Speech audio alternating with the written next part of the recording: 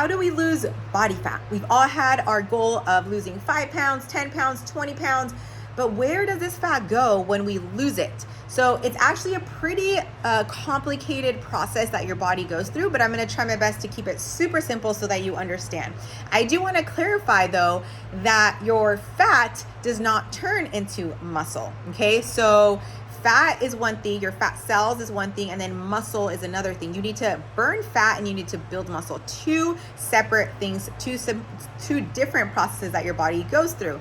Now, when it comes to fat cells, and I'm gonna keep this super simple and generalized, when you are in a calorie deficit, so that means that you are eating less than what your body is burning, because let's say you're working out, you're active, and you're in a really good nutrition plan, and you're at a calorie deficit, then your body is going to start using its stored fat as energy. Okay, so these fat cells, what happens is they shrink and they dissolve into smaller fat cells, and then your body is able to process that as energy. And there's two ways that this secretes from your body.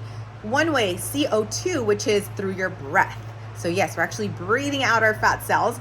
And number two, it's through H2O, so it's through your urine, but also through sweat. So those are the two ways that your body secretes fat. Now, actually, most of it, I believe it's about 86% of it is actually secreted through CO2. The other 14% is through water. So most of it is converted to CO2, and then when you breathe out, that's what secretes the actual fat cells. So that's how somebody can go from 200 pounds to 180 pounds, right? You have to be in a calorie deficit. Obviously, like I mentioned, it can be complicated. You need to make sure that every factor is on point. You're eating enough protein, you're fueling your body properly, so your hormones are working properly, but you're able to be at a deficit and you're working out and you're using that stored energy during your workouts as well, and your body secretes that, it secretes those fat cells through CO2 and H2O. So I hope this was informative. Now you know when your goal is to